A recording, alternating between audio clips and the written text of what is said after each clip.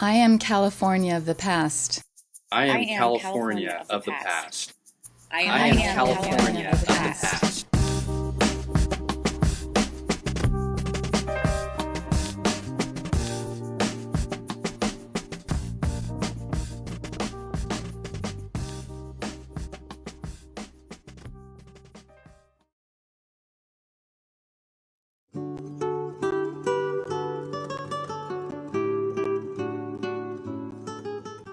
Okay, my name is Hideo John Yamada. I was born in Oakdale, California, and in 1932. I was probably born about in the middle, and we had about 10 kids. When the World War II started on December 7th, that we did not. The family itself probably never discussed any of that stuff, other than it happened. And since my folks only spoke Japanese and I only spoke English, we never did learn the language other than words. I had never been able to speak a sentence of Japanese. So we use words, and after you live together long enough, all you need is words. You don't need sentences. So the whole structure of our life was based on words and not sentences. And that's what happened as far as the communication between my father and my mother. My father never spoke too often, so he never spoke anything about his personal life. And my mother would explain it, but it's in Japanese, so I don't understand it.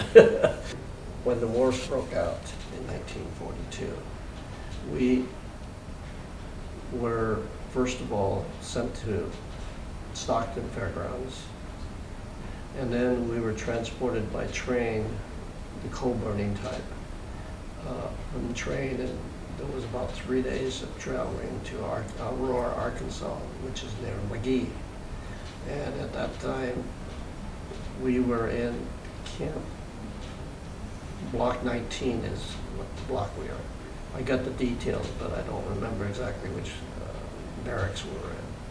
So we had several barracks. It was divided into 5 sections, and I think we occupied 2 of those sections for the boys and for the girls and some of the parents. This is where we lost family values because we only dealt with other kids my age. And the school, I can't remember much of anything on that. And so it was a matter of playing with the other kids. And most of the time, the parents were left to themselves and we were left to ourselves. So I think family cohesion just totally disappeared. So, and then after we got out in May, I believe, of 1945. Or I'm sorry, this was August of 1945.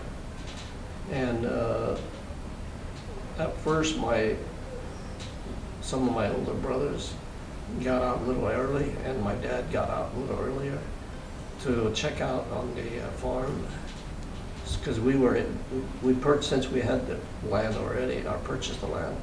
Then we were able to go directly back to the house. Before we were interned into concentration camps, it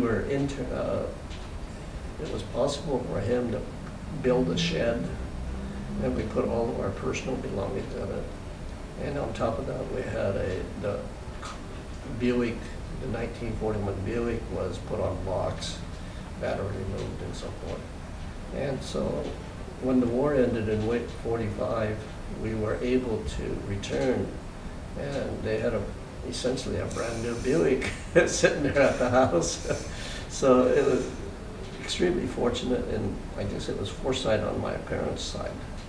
My post-life, when I say post-life, is after camps, that most of the things, somehow we have been very fortunate. I was always at the right place at the right time.